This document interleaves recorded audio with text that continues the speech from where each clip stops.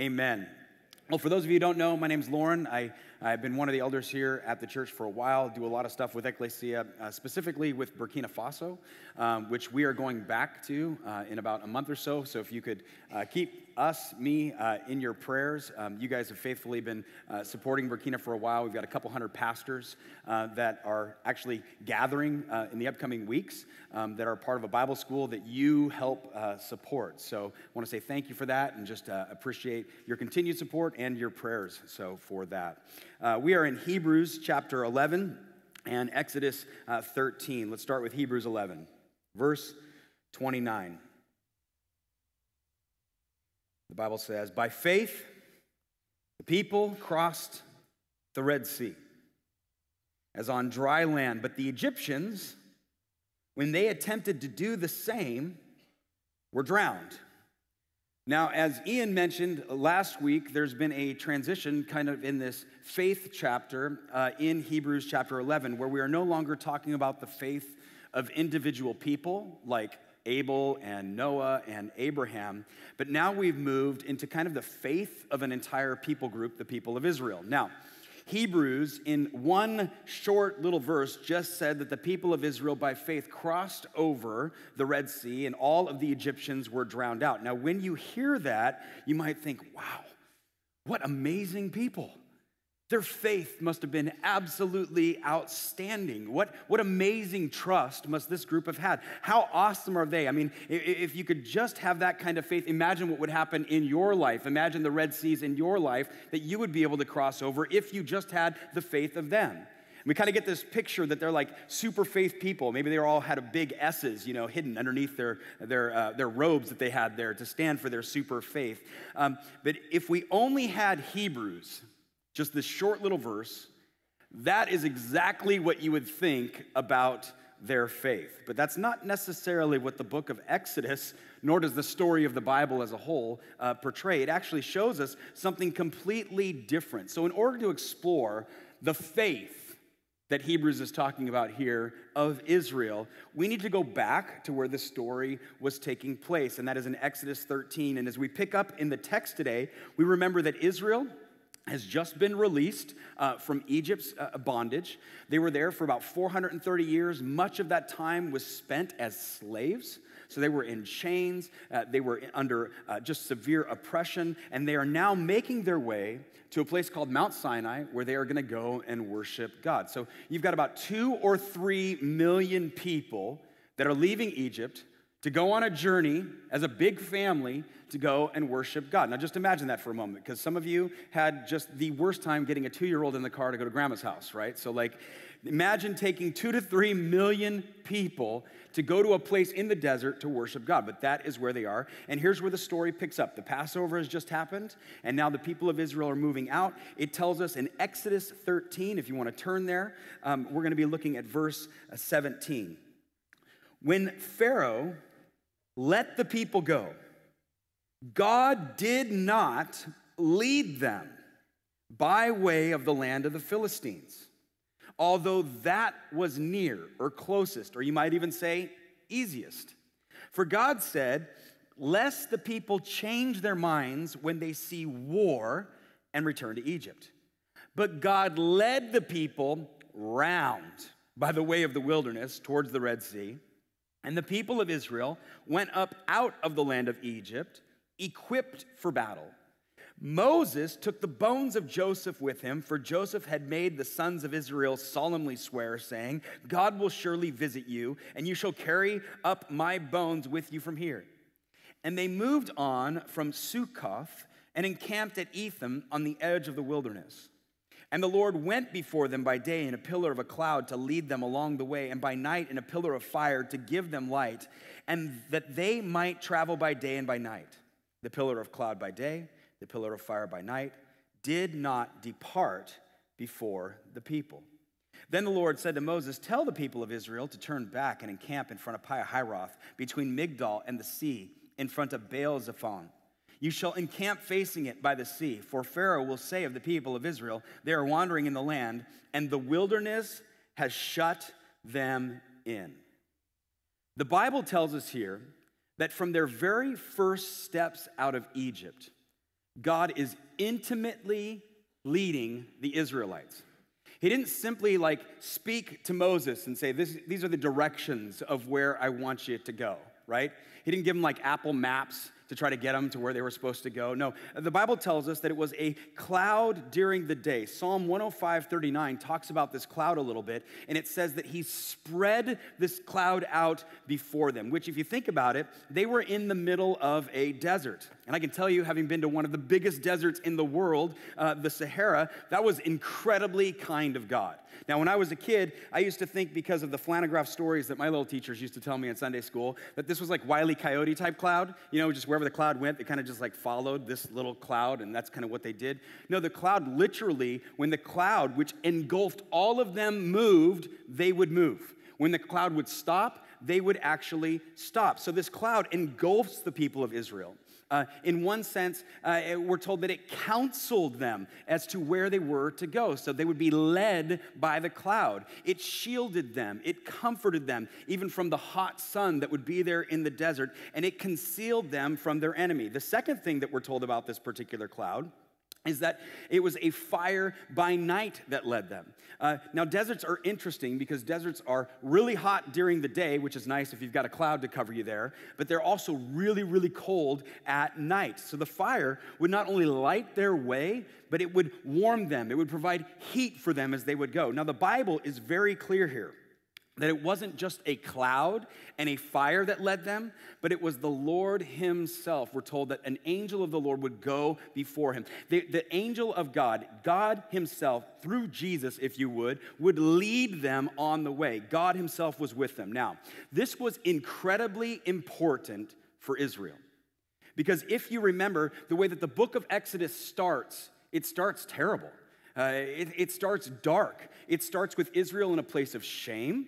It starts with Israel deeply crying out before God, save us. When are you going to save us? It's been hundreds of years where we have suffered oppression at the hands of the Egyptians. We have been beaten. Their children are being thrown into the Nile. It starts with tears. It starts with pain. It starts with absolute brokenness. It starts with them saying, God, where are you? When are you going to show up? When are you going to fight for us? When are you going to lead us? It starts with the question, really, where is God? In the midst of our brokenness, in the midst of our pain, Exodus, the story of Exodus, begins where all of our stories are, and that is, where is God? Now look at this. We are told here, and we are actually shown here, that God is actually in their midst. How kind of God. If there was ever a question, God, are you going to show up? If there was ever a question of where is your presence, that question was then answered every single day that they would wake up, and they would see this cloud, the presence of God, the glory of God, this cloud that was there, this witness that there was, even in the darkness of night, you'd wake up in the midst of maybe a horrific dream, and you'd be able to see the light that God was in fact there. The cloud and the fire were these visible reminders that God was actually present with them in the midst of them being led out of Egypt, that he was leading them and that he did not forget them. That's why also there's this really weird kind of thing that happens here in this particular text where it mentions Joseph's bones. Like, why do we need to know about Joseph's bones? Hebrews tells us that by faith, Joseph, at the end of his life, made mention. So Joseph lived 400 years before this moment here. He said, look, it's going to happen someday. You're going to get out of Egypt. It's going to take place. And when you go, make sure you take my bones, right? So Joseph knew that God would take them home. So he asked them to take them with them. Now, the reason Joseph is mentioned is to remind us that God is absolutely in control. That even though they had gone into Egypt 400 years previous, that God had a master plan that he was going to lead them out. And his timing, it was a lot different than theirs. They might have thought 40 years, 80 years, 120 years, 200 years, 300 years. They get to 400 years and they're like, God has absolutely forgotten us. Where is he? But here we see God is now doing what he promised he would do. He is leading them out. Now, where does it say that God would lead them? Verse 17 and 18. This is really important and pertinent to our text today. Where is God leading them? How does God lead them? It says, when Pharaoh let the people go, God did not lead them by the way of the land of the Philistines, although that was near. For God said, lest the people change change their minds when they see war and return to Egypt. But God led the people round by the way of the wilderness towards the Red Sea, and the people of Israel went up and of the land of Egypt equipped for battle. Chapter 14 goes on to say that he didn't just lead them in a roundabout way. He led them into a cul-de-sac. He led them to a place where they have the Red Sea at their back. They have Pi-hahiroth on one side. They have Migdol on the other side. And as we're going to see as the text continues, there's only one way in and one way out, and that one way is going to be stuffed full of really angry Egyptians that are coming for them. So God leads them into a very hard spot. And I just want to be very clear.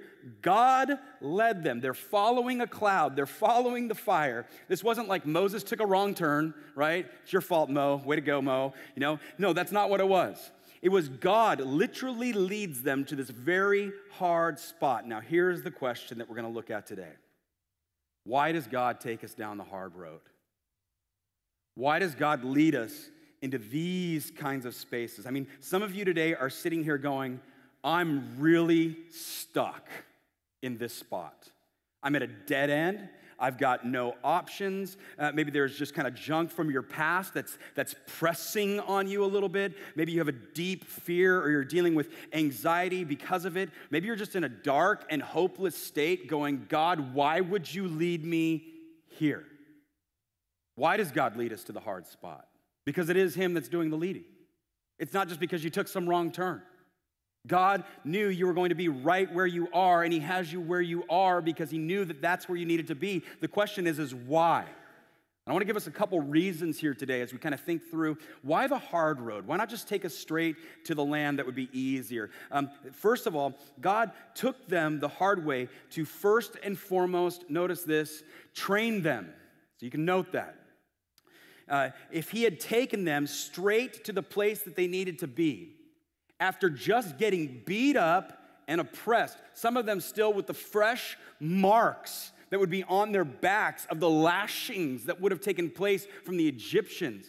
They were a people that were downcast. They were a people that had experienced so much shame. They had no courage in themselves at all. He says, if I had taken you straight there, you would have freaked out when you saw the Philistines, and you would have taken off and run away. You see, before God would let them see the Philistines, he needs to take them out, and he needs to love them, he needs to mold them, he needs to care for them, he needs to strengthen them in a way that would boost their confidence. So he took them the long way, what I like to call the hard way, the difficult way.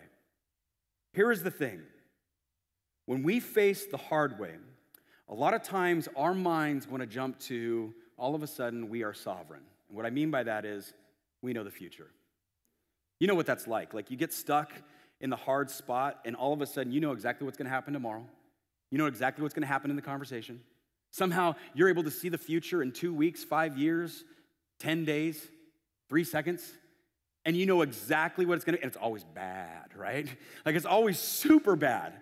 You go there, your mind goes there. Now, let me just say this. You are not sovereign, God is. Like you don't see it. You don't know, but God does. You think you do, and that's why in the present you fret.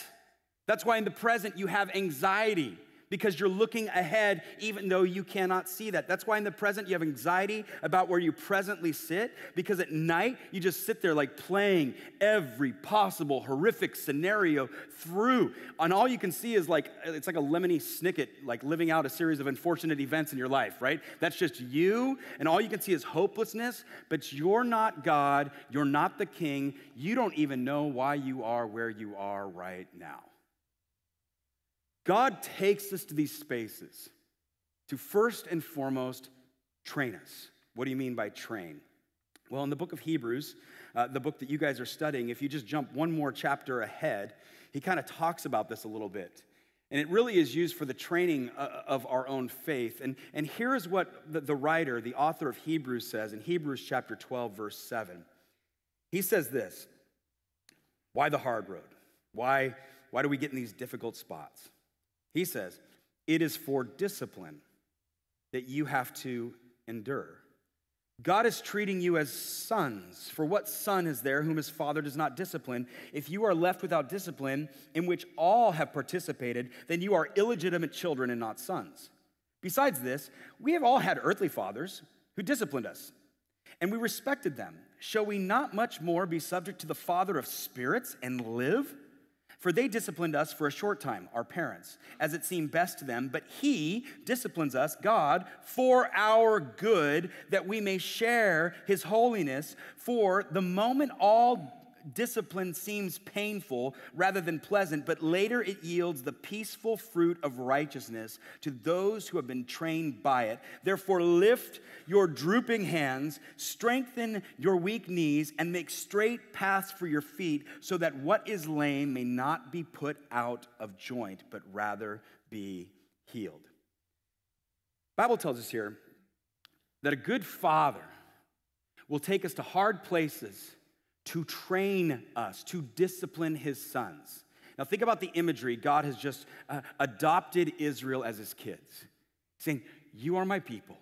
You're going to come out, and I am going to be your God. He's going to give them the law. They're going to make covenant together. That's where Israel becomes his children, if you would. And what God is now doing is, he is in this process training them with discipline. Now, a lot of times I think we hear discipline and our mind just immediately goes to like, I did something bad, and so God is like responding to what I've done bad. That's not necessarily what the word means. The word there in the Greek is paideia, and it's actually where we get our word pediatrics. It's kind of where that word comes from. Now, what does a pediatrician do? A pediatrician cares for a child. Helps the child be healthy and strong. Paideia isn't simply like you're in trouble, so here comes God, or that's kind of like the Godfather, right? You did something wrong, Godfather comes at you. No, he's Father God, so he is loving and training you as his kids. It's the whole training and education of a child. Physical, emotional, spiritual. It's everything that is used to bring a child then into a place of maturity. Using fatherly love and care and consequence and teaching and training to help the child. In order for your kids to mature, they need the right amount of strength, the right amount of weight, the right amount of tenderness, the right amount of love, the right amount of consequence, the right amount of hugs, the right amount of force, the right amount of forgiveness. Both are needed to take the terrible out of the child, right? Because we got terrible in our children. It's in there. You gotta have the right amount of that. Like, I have a 6-year-old, and sometimes, like, that kid, he's like the sweetest kid, and then he will just like drop on the floor and foam in his mouth, and I'm like, who put the demon in there? Amber, go get the holy water. We gotta fix this one, right? Like, it's really bad. Now, if I love him, I want him to mature. Like, I don't want him to just stay there like foaming at the mouth for the rest of his life. I don't walk into an interview and them, pushing on him a little bit hard, and he drops to the floor and starts foaming because he doesn't get the job. Like, we don't want that. I have to love him the right way because I want him to mature. So as a part of my paideia, my discipline as a dad, I have to put the right amount of hardness, the right amount of consequence, the right amount of love, the right amount of forgiveness. That means I have to bring in the right amount of punishment, love and pain, tenderness and teaching and training for his maturity, because I'm looking down the road at the end game. And all he sees, though, when he's foaming at the mouth, is he didn't get what he wanted, right? That's what he sees in that moment. Now, I don't do that perfectly. I probably don't even do that very well, because I kind of start foaming at the mouth when I see him foaming at the mouth, right? I'm ready to like just pick him up and use my own force, which is not always the best thing that he needs. And because us fathers are not the father, we need a true and better father who's actually going to discipline us and them even better. So that's why we need him, our father, to discipline us, and that's the training. It says he trains them. Look at verse 11 again there in Hebrews. It says that he uses this for training. Hebrews 12, verse 11. For the moment, all discipline seems painful rather than pleasant, but later it yields the peaceful fruit of righteousness to those who have been trained by it, right?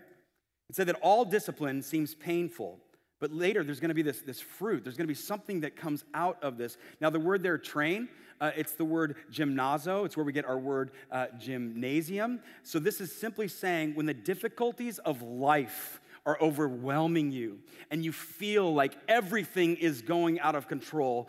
But just because it's not your plan, that doesn't mean there's no plan. There's actually a plan, and that plan is it is training you. Like, not all of us like training. I don't think anybody likes training. You're weird if you like training. Now, I know I'm in track town, but you're still weird if you like training. I mean, most of us would rather just sit on a couch and watch people train, okay? It's more fun.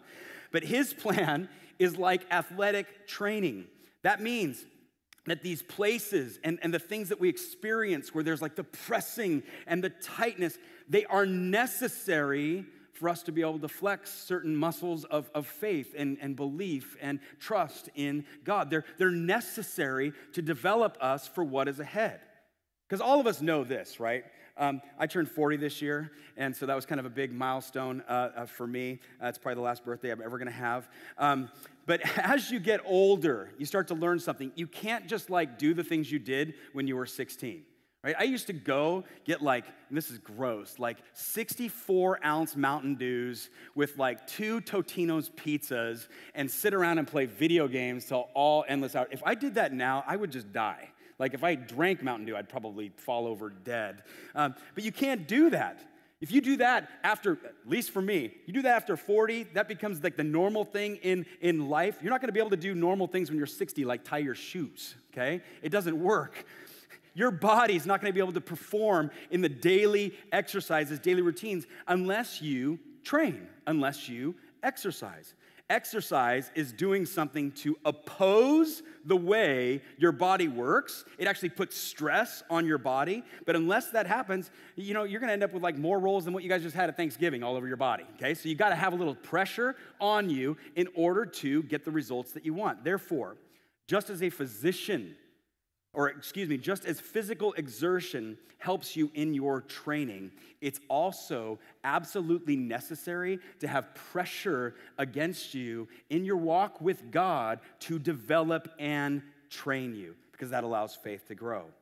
It will never grow if it's not tested. Never. Your commitment will never grow unless it's pushed back on a little bit. Your patience will never grow unless it's pressed, which is why God gives us 2-year-olds. Your compassion will never grow unless it's confronted. Your courage will never grow unless it's challenged a little bit. It will never grow unless you feel a little bit of that pressing upon you. And listen, it's in the gym when I'm like struggling and I feel at my weakest that I'm actually getting stronger. It's when I'm doing push-ups and I'm lifting weights and I feel like I'm at my weakest place, and yet God, in those moments, for me, when I jump from the gym to just life in general, that's where He is making me stronger. God will lead you. God will lead me to weaken us, to strengthen us. He will do that. To break us down, to build us up. Not because He's mean, but because He's a dad who actually foresees what's down the road. Like, you've got some Philistines that are going to be coming. You think your problem's bad now. There's some giants coming up. There's some big ones. So I'm going to take you out here, and I'm going to put you in this little hard spot for a season because I know what is ahead. I'm going to train you in these moments. So you right now that are struggling, that are just feeling that pressure, that pushing against, know that God's got you right where He wants you to be, and He is training you in this moment. Second reason for the hard road. We go back to Exodus for this one. The second reason, look at verse 4, chapter 14. And I, God, will harden Pharaoh's heart. He will pursue them, and I will get glory over Pharaoh and all his host, and the Egyptians shall know that I am the Lord, and they did so. What's the second reason God puts us in the hard spot? Not just to train us, which is awesome. I mean, it's not awesome when you're in it, but it's great when you come through it. Second reason for the hard road is that it reveals the glory of God to others. That's what it does. It shows His greatness. It shows how awesome He is. God has been and is going to continue to use the weakness of Israel and you and me to show His strength and His power to the world that is around Him. Just as in training, when you feel weak and you're actually getting stronger, so too when you're in the place of weakness, it actually reveals the greatness of God. It does that. It puts you in a place of saying, I can't. And God's like, I know, just glad you figured it out. And now I'm going to let the world around you see how big that I am. which allows us to then be a testimony to the world around us.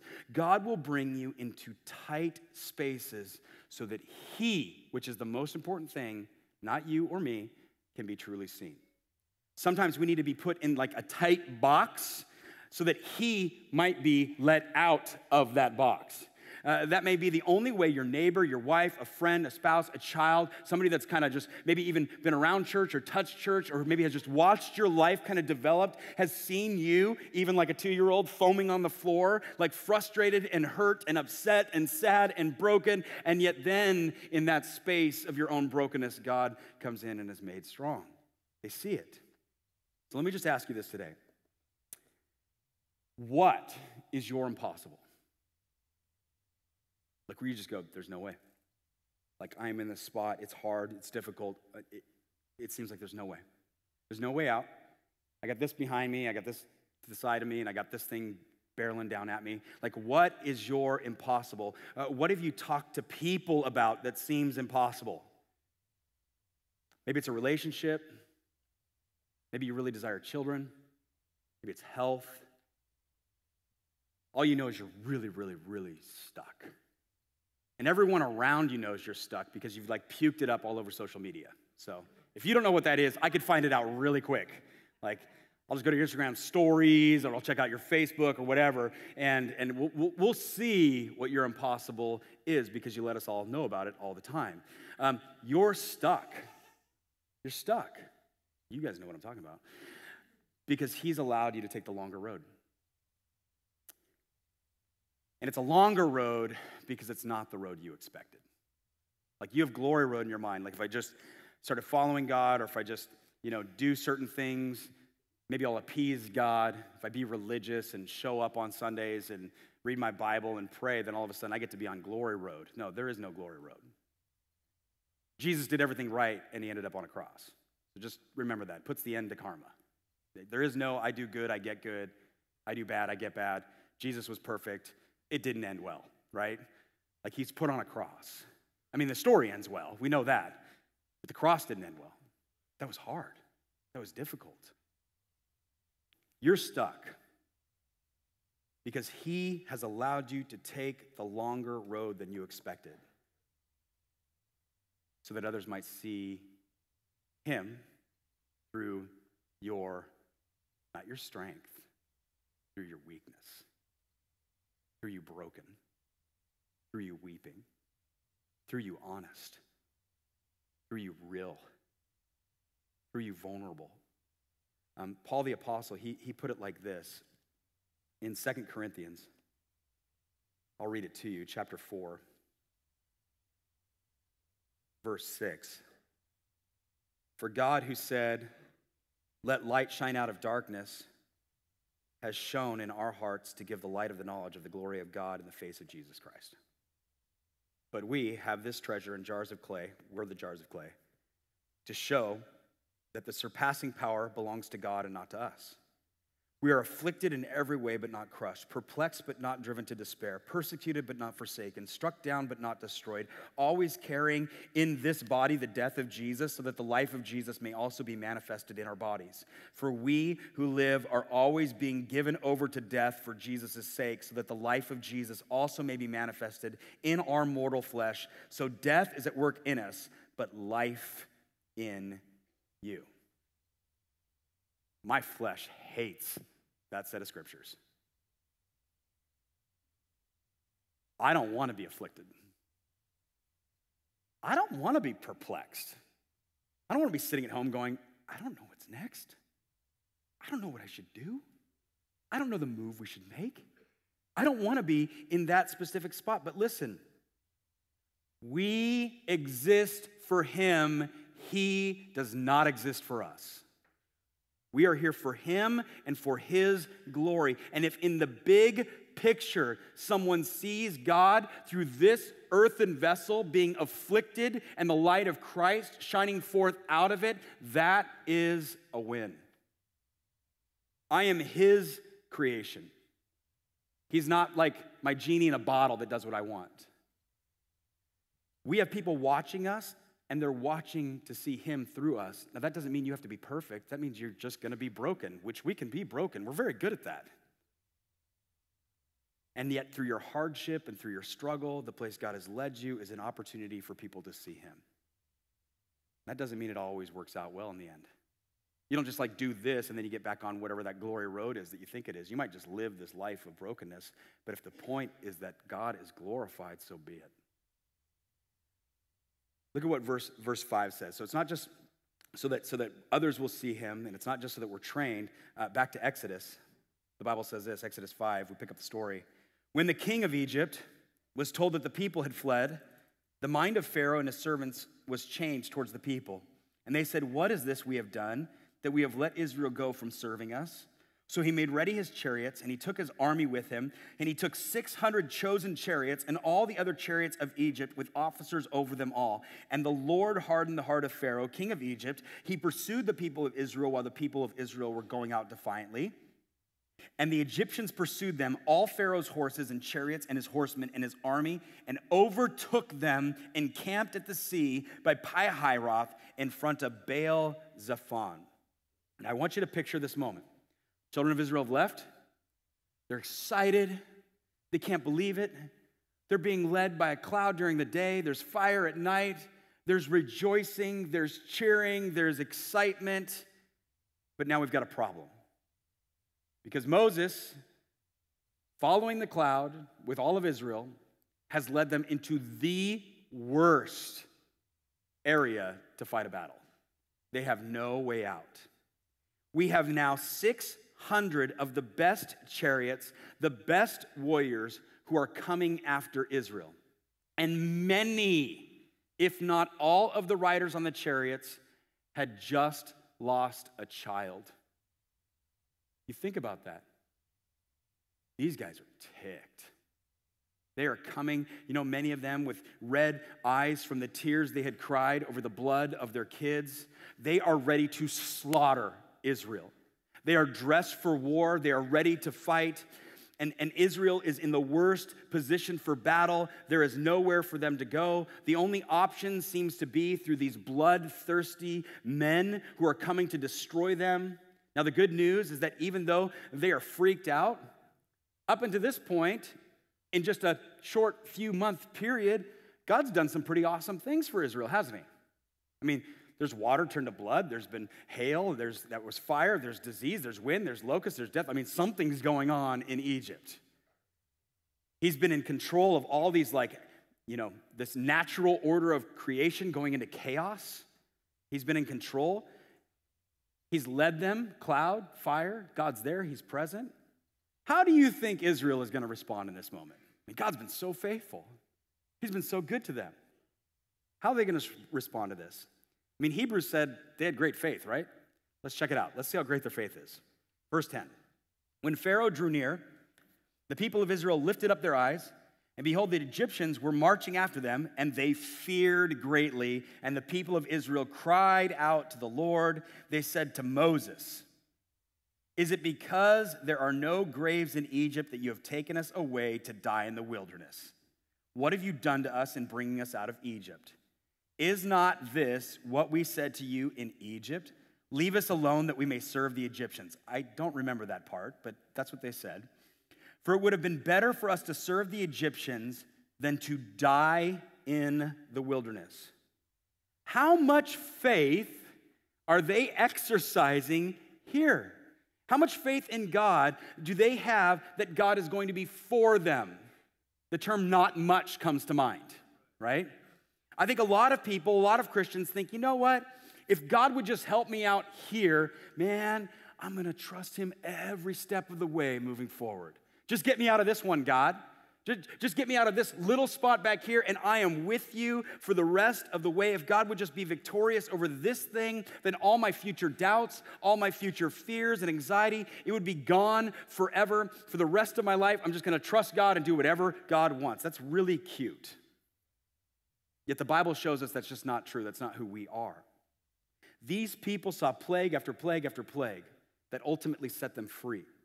They have silver and gold weighing down their pockets that were given to them by their oppressors. They are now being led by a cloud and fire. They have the very evidence that God himself is with them presently. Then they see the dust storm behind Pharaoh's chariots, and they start freaking out. They accuse God of not being good. They accuse God of not delivering them, but betraying them. They are mad at God and angry at God. It says they said this to the Lord, and they said this to Moses for not keeping the promises that they thought they deserved. I mean, this is like a total 180 right here. They are delusional. We told you to leave us alone so we could serve the Egyptians. Is that how Exodus started out? We really love it here in Egypt. Thank you. No, it didn't start out like that. Like, get us out of here.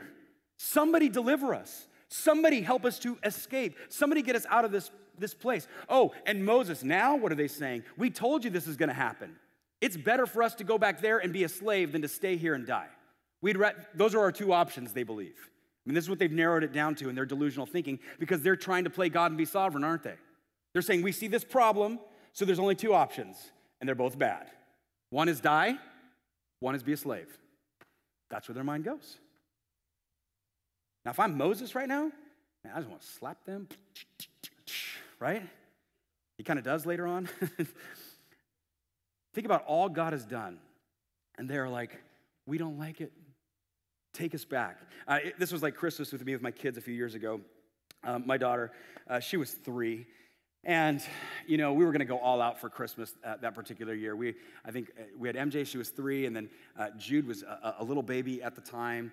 And when you only have 2 kids versus 4, you actually had a little bit more money back then. Now we have 4, we're just always broke. So we were going to go big, right? This is big Christmas. She's 3. She's finally going to like love this, and maybe she'll even like remember like this really big moment. So we spotted it there at Costco, the Escalade Power Wheels.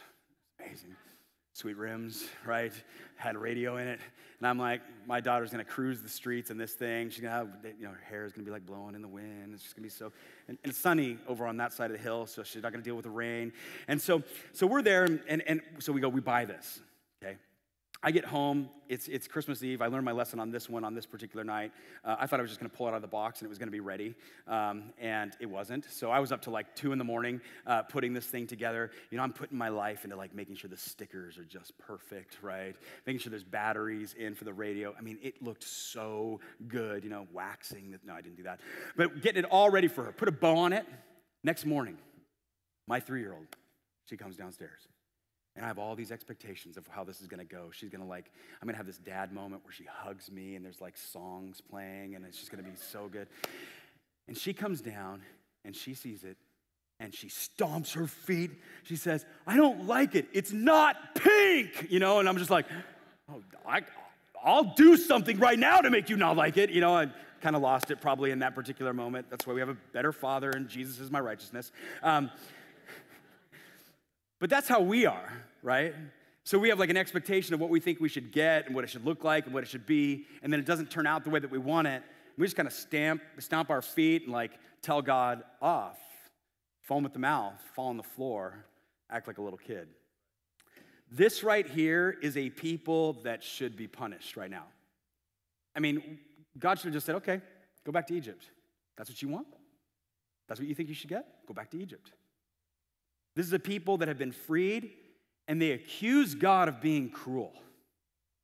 This is a people that are loved, that God puts his presence with, and they accuse him of not being good. Let me just ask you this. Do we? Think about where we sit right here. Lauren, you don't know my story. Here's what I do know. I know the greatest story. And I know that it wasn't the blood of an actual lamb, but it was the blood of the lamb that God purchased for you, that while you were yet a sinner, Christ died for you. While you were lame and without strength, he died for the ungodly. When we were at our worst, God gave us his best.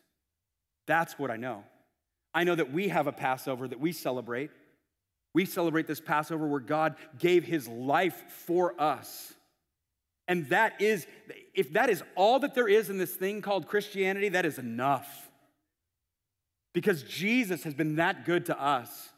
and being slain for us, that we might be called to him to be his kids, and that he exchanged my unrighteousness for his righteousness, and he robes me in his righteousness, and now every time God sees me, he sees his son. But not only that, we might say, well, these guys, they got to have his presence, right? They got to have this cloud. We get his spirit. Not just something that like floats above, but actually guides us and directs us. He like imparts that to you and I who are his kids. The Bible calls it the seal of the Holy Spirit in us. Like we have that. And yet here we are. It's not pink. I mean, you're right. It's not. You don't always get what you expect that you should get. That doesn't mean God's mad at you. It means he's training you. It means others are going to see his glory. Right? These people should have been punished. They accuse him of not doing good. Think about what we say to God when we're in hard places. I know what I say. I'll just speak for myself here today, and you can giggle and agree. God, why did you lead me here to die? Because this feels like death. God, it was better when. God, maybe it would be better if I was serving something else other than you. I'm angry. I resent you because of this. You are not who I thought you were. But watch what happens. How does God respond to that heart? I want you to see just his amazing kindness and love here. How does God respond? Verse 13, and Moses said to the people, fear not, stand firm, see the salvation of the Lord, which he will work for you today. For the Egyptians whom you see today, you shall not see again. The Lord will fight for you, and you have only to be silent. Shut up and watch. I mean, that's what Moses says. God's going to do something amazing. You don't deserve it. God's going to do something amazing here. Stand still and watch the salvation of God. See, the fourth thing is the hard road reminds me that God is faithful when we're not. Get that? Here they are with their accusations. You're not good to us. You've forgotten us. You've abandoned us. God, you're not being good. You're not being kind. You're not being reasonable. God's response is simple. I will fight for you. And what you see as a challenge, that is a very simple victory for me. And how often does God do this for Israel? It is the Old Testament. Over and over, he allows them to go into really hard places, hard roads, which reveals their hard hearts. Because you don't know what's really in your heart until something hard hits you, right? Like it's the whole cup of water thing. You don't know what's in your cup until you hit a bump and what spills out. Like, so you're not going to know. Like you're just cruising along and it's easy. That's great. But then you get hit and you're like, oh, that's in there. That's gross. That's my heart. Okay? So the hard road reveals our hard hearts, but God in his kindness doesn't forget them in that. That is his grace. Can I say that to you today? Just because you're in a hard place, that doesn't mean that God has abandoned you. He hasn't forgotten you or left you. He's faithful. Even when your heart wavers, even when you're ready to jump ship, even when you're out, your God fights for you. And he just goes like this. He just says, I'm going to fight for you, so shh. Watch me work. Watch me fight for you. And that's exactly what he did. We finish this here, verse 15. The Lord said to Moses, why do you cry to me? Tell the people of Israel to go forward. Lift up your staff, stretch out your hand over the sea and divide it, that the people of Israel may go through the sea on dry land. And I will harden the heart of the Egyptians so that they shall go in after them. And I will get glory over Pharaoh and all his host, his chariots and his horsemen. And the Egyptians shall know that I am the Lord, when I have gained glory over Pharaoh, his chariots and his horsemen. Then the angel of God, who was going before the host of Israel, moved and went behind them. And the pillar of cloud moved from before them and stood behind them, coming between the host of Egypt and the host of Israel. And there was the cloud and the darkness, and it lit up the night without one coming near the other all night. Then Moses stretched out his hand over the sea. The Lord drove the sea back by a strong east wind all night, and he made the sea dry land, and the waters were divided. And the people of Israel went into the midst of the sea on dry ground, the waters being a wall to them on their right hand and on their left. The Egyptians pursued and went in after them in the midst of the sea, all Pharaoh's horses, his chariots, and his horsemen. And in the morning, watch the Lord in the pillar of fire and of cloud looked down on the Egyptian forces and threw the Egyptian forces into a panic, clogging their chariot wheels so that they drove heavily. And the Egyptians said, "Let us flee from before Israel, for the Lord fights for them against the Egyptians."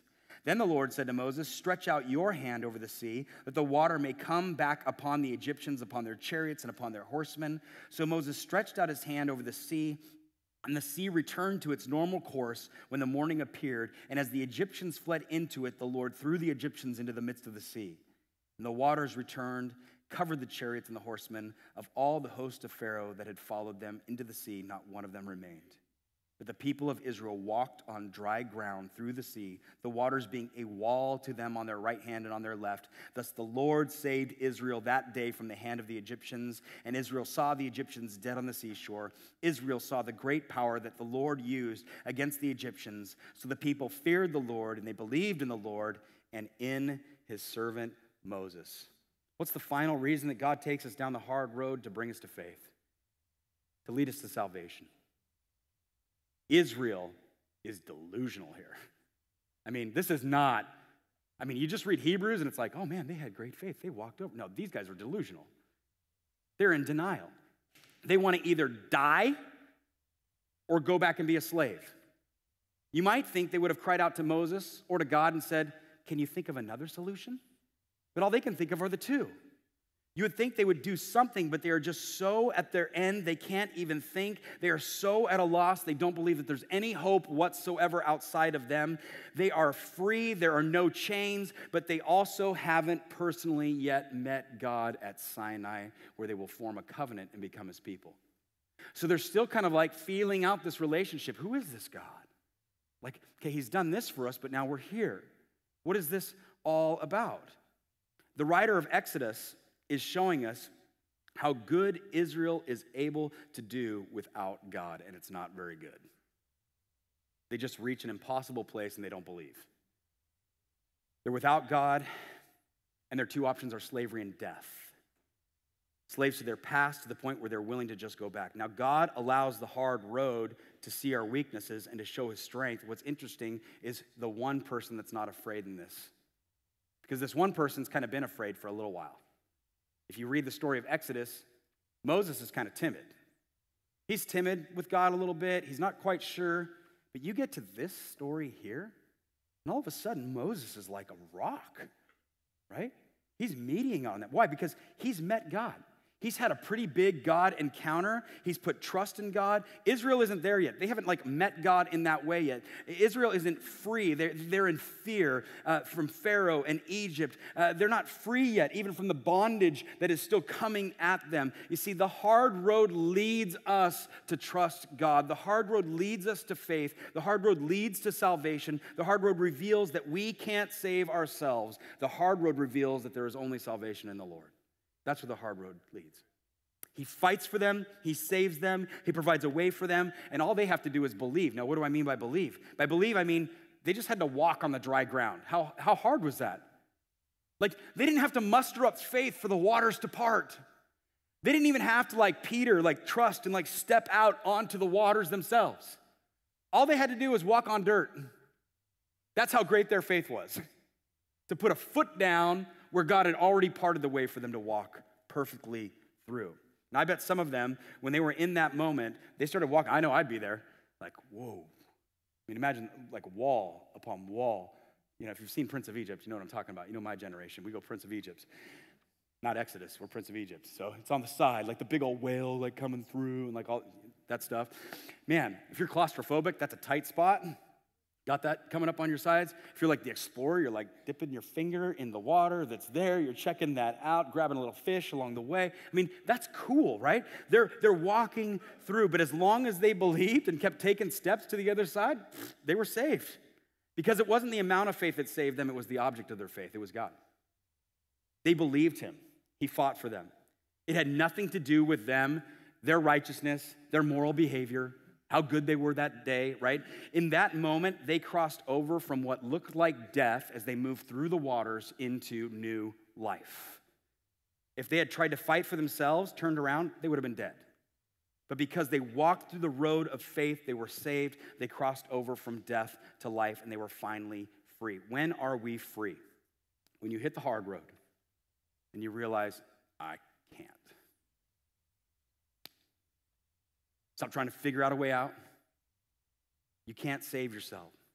You're free when you come to the end of yourself. You're free when you no longer are trying to fight your own battles. You're free when you pass from death to life. You're free when your status changes from like a slave to a son or a daughter. It's here in these waters that happened for Israel. Israel never worries about the oppression of Egypt again. You know that? Why? They're gone. Now, some people have a hard time with this in the Bible because it shows that God had just drowned out like all of Pharaoh's men. But don't forget that back in Exodus chapter 2, Pharaoh himself was taking the children of Israel and he was tossing their own kids into the water. He was throwing them in. This is divine justice. That's what this is. God, where are you? Where's your justice? Oh, there it is. So that's there. Israel never worries about their oppression again. God fought for them. Did they deserve that? No. They were grumbling and complaining. So how come they were saved? Here's the reason. How come we're saved? How is it that we can even be having this conversation right now? They had a mediator. Who was their mediator? It was Moses.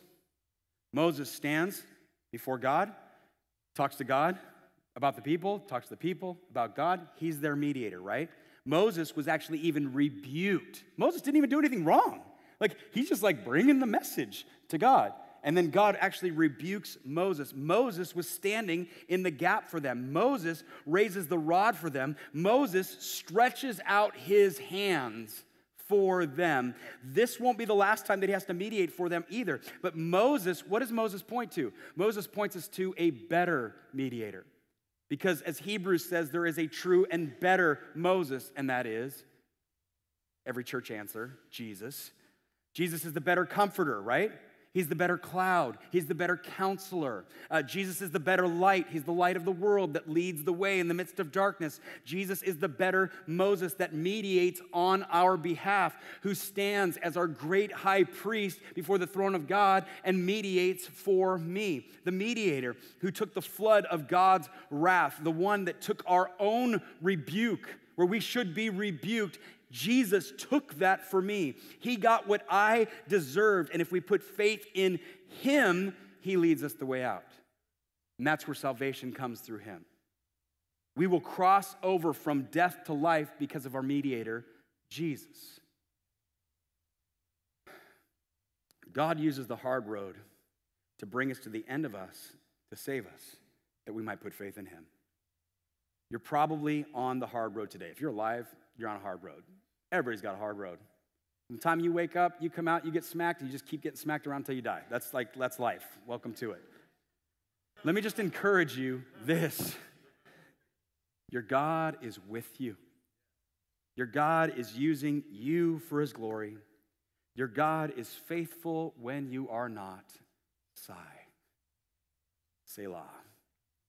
And I know this because your God has mediated and taken your place as the Lamb of God who died for your sins.